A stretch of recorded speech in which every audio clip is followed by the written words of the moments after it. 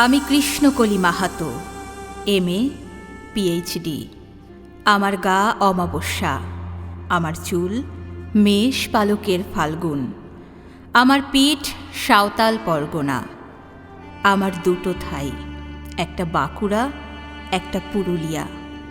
আমি গড়িয়াহাটার মেয়েদের মতো আরশোলা দেখলে ভয়ে পালিয়ে আসি না।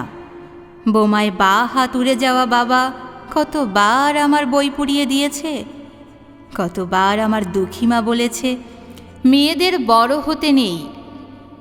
মা, আমি ইউরোপ থেকে ডাক পেয়েছি, এই দেখো ইমেল। দলিত সম্মেলনে আমি পেপার পড়তে চলেছি।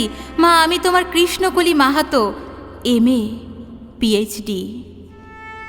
আমি যার কাছে PhD করতাম সেই প্রফেসর আমাকে রায়চকে নিয়ে যেতে চাইলেন।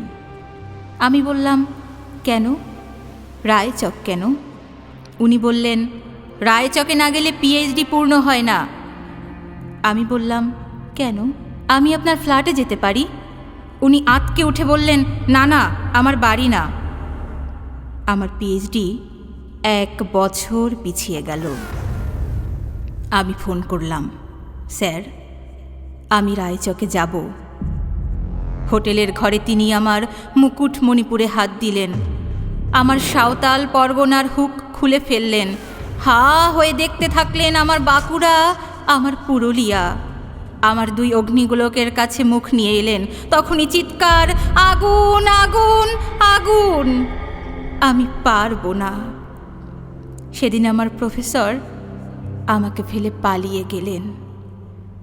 আমি কৃষ্ণকলি মাহাতো, MA PhD।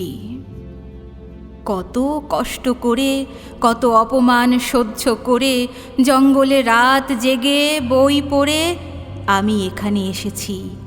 কেউ আমাকে জায়গা ছেড়ে দেয়নি, কেউ কাউকে জায়গা ছেড়ে দেয় না, না পুরুলিয়ায় না কলকাতায়।